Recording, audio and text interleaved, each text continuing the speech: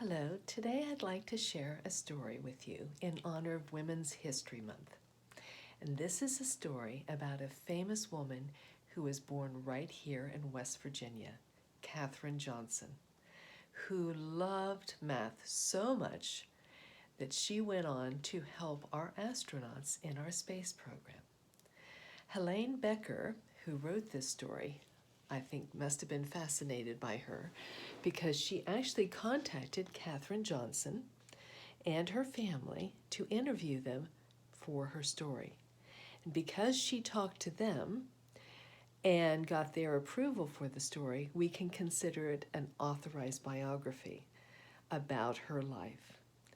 So let me share with you the story Counting on Katherine by Helaine Becker and Dow Phumiruk.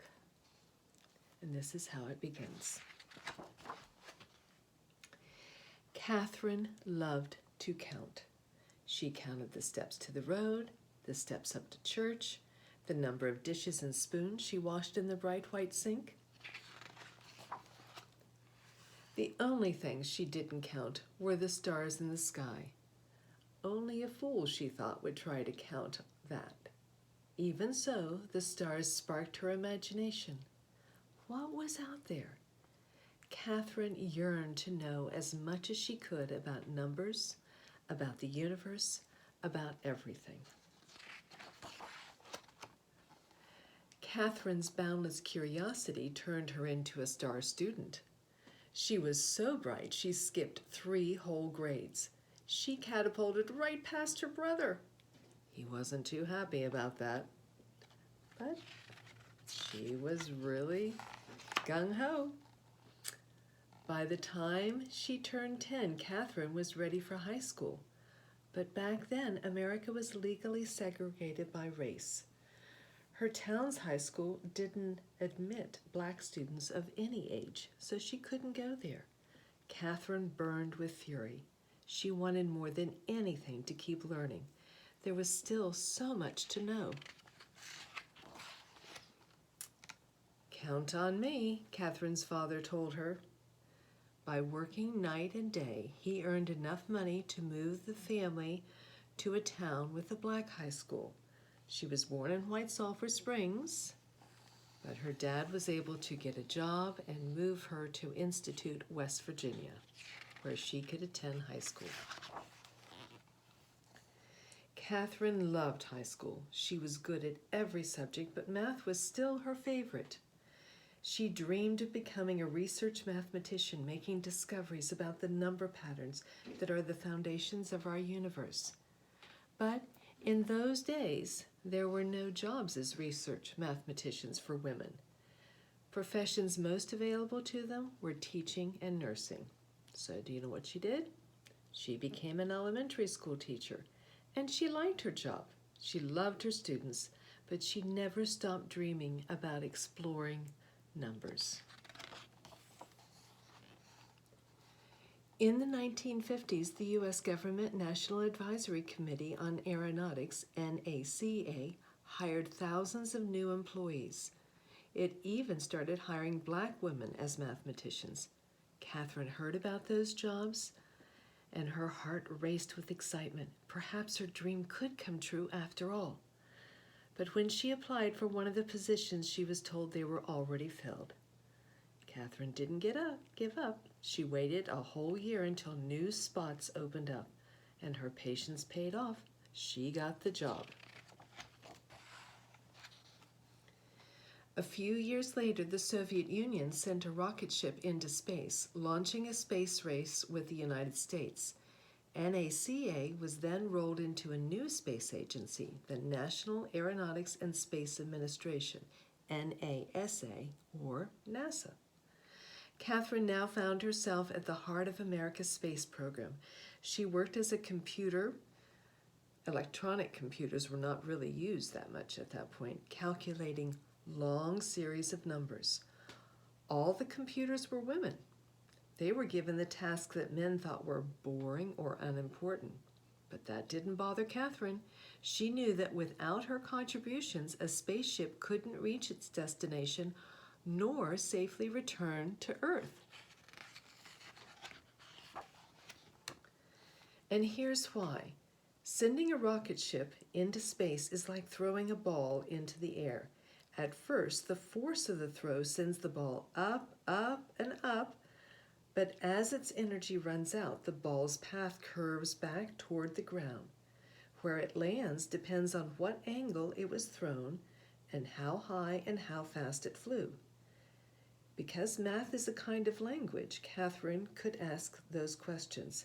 How high would the rocket ship go, and how fast would it travel? Using numbers. And numbers would provide the all-important answer as to where it would land. To find out, Katherine plotted the numbers she calculated on a graph. And when she joined the points together, they formed a curved line. At one end of that line was Earth at the time the rocket ship launched. At the other was where Earth would be when the ship landed. Katherine's reputation for accuracy and strong leadership skills, she was known for asking lots of questions, got her promoted to Project Mercury, a new program designed to send the first American astronauts into space. Mercury missions were going to be dangerous, so dangerous that every Project Star astronaut, John Glenn, refused to fly unless Katherine actually did the numbers. "You can count on me," she said. Glenn's spacecraft Friendship 7 orbited Earth 3 times and returned home safely. Glenn became a national hero. Katherine was promoted again. Now she was asked to calculate the flight paths for Apollo 11, or all the Project Apollos, the first flights to the moon. "Count on me," she said.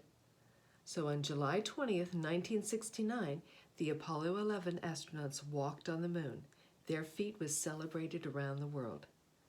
More triumphs followed. Apollo 12 rocketed to the moon in November 1969. And Apollo 13 launched on April the 11th, 1970. But on the third day of Apollo 13's flight, the worst thing happened. An explosion in space. Could the crippled spaceship make it to the moon?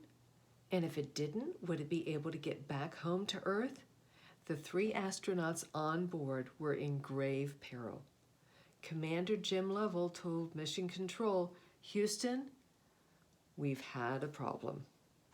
Can you imagine hearing those words?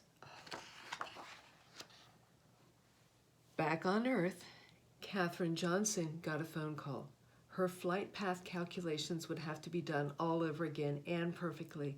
It was the toughest challenge of her life. Katherine told Mission Control, "You can count on me." She rolled up her sleeves, took a deep breath, and began doing the math. She worked hard and fast, and a few hours later, Katherine's calculations were finished. The flight path to return home would take the ship around the far side of the moon.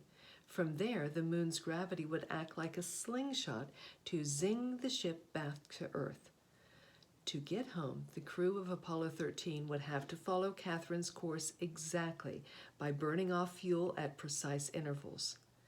If the astronauts made a mistake, their ship would drift through space forever. That would have been huge pressure. Katherine waited anxiously to hear the astronauts' report, and finally it crackled over the loudspeakers. "We've got it!" Apollo 13 was back on track. Katherine Johnson had done it. She brought Apollo 13 home. She was no longer the kid who dreamed of what lay beyond the stars. She was now a star herself.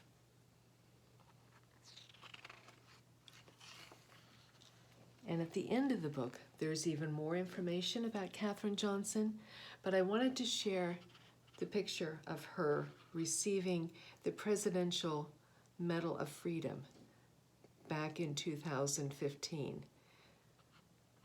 She received that for her whole body of work with the NASA program and her math skills. But she wouldn't really feel right accepting it because she said, I never liked taking any credit because we all worked as a team, she said. It was never just one person. It was all of us working together. But I like how the illustrated Dow included that picture of her and also the end pages with all these mathematical calculations. She has lots of math problems that you can sort out and has given you the answers, even finding the volume of an ice cream cone. So that appears in the front and the back of the book, and actually the cover is covered with that too. So I thought she did a nice job continuing the idea of math, and that would be Dow Phumiruk. But Helaine Becker and Dow, I think, did a wonderful job telling the story of Katherine Johnson's life. I hope you found it interesting too.